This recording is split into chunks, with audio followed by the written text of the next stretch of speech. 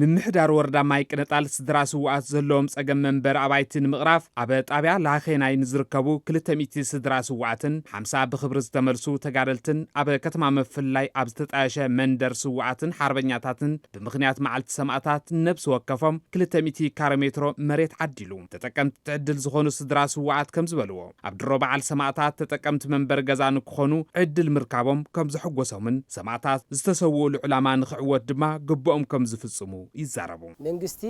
ተጠቅዖም እዮም ኢሉ ነዚ ነገር እዚ መንበሪ መዘከሪ እንትበና ተሎ ብጣዕሚ ቶም ደቅና ከም ሁሉ ጌርና ኢና ንሪኦ ማለት እዩ መንበሪ ስድራ ጀጋኑ ኢሉ ስለ መንግስቲ ሓበሬታ ዝሃበና ብጣዕሚ ምስግና ገዛ እውን ኣይነበረናን ንመንበሪ ኢሉ መንግስቲ ደገፍ ዝሃበና ብጣዕሚ ነመስግን ኢና ስድራ ስው ኣብ ናይ 3 ብርኪ መስዋዕቲ ዝኸፈሉ ኢና ንዕደል ዘለና ስለዚ ስድራ ስው ድማ ብዙሕ ጸገም ነይርዎ መንበር ዘይብለን ዝተጋልት ኣለዉ መንበር ዘይብሎም ደቂ ስዋዓት ኣለዉ መንበር ዘይብሎም ዝተፈላለዩ ክፋል ሕብረተሰብ ስድራ ስዋዓት ግዳያት ዝኾኑ ስለ ዘለዉ ዘውዘኒኤ ኣብ ጽባሕ ኣብ ድሮ ሰነ 15 ሰማዕታትና ምኽባር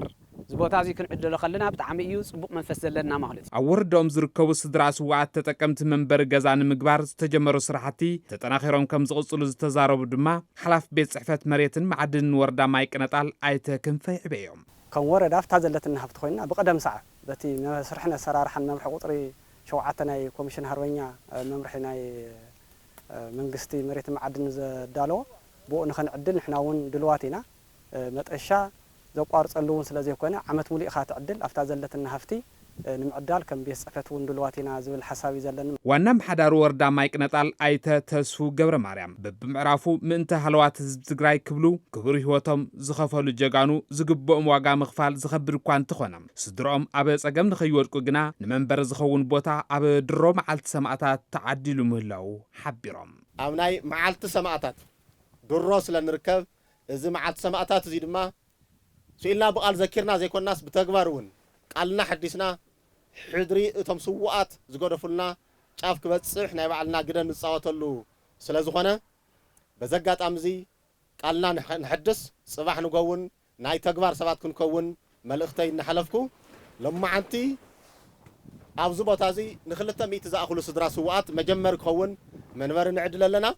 መንበሪ ብምምላስ ናይ መወዳእታ ስራሕና ኣይኮነን እቲ ጸገም ናይ ስድራ ስውና ብርክት ዝበለ እዩ እዛ ህዝቢ ንገብራ ዘለና ንእሽተን እያ